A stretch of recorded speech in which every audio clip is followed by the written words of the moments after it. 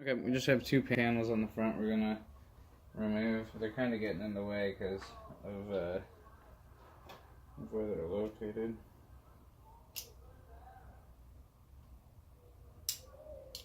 Got my little Phillips.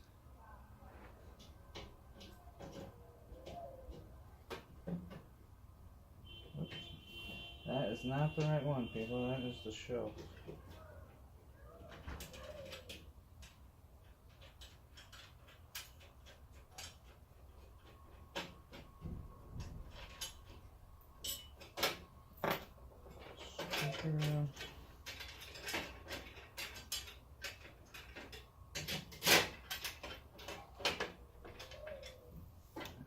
Alright, just like the screws there for later.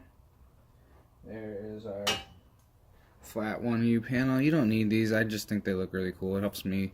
I'm designing something that I like how it looks, kind of, as much as performance. So these are like $2 or $3 online, so I don't know. I got 5 of them, and you actually need one of them in the back. You can kind of see as a support. So this helps keep the server up because the depth of the switch is only to here or so, and so the server would want to rack. I roll,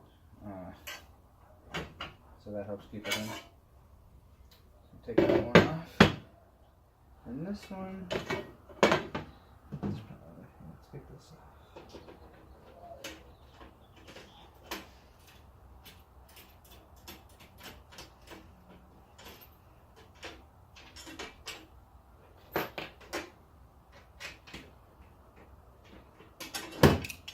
Didn't have a bolt.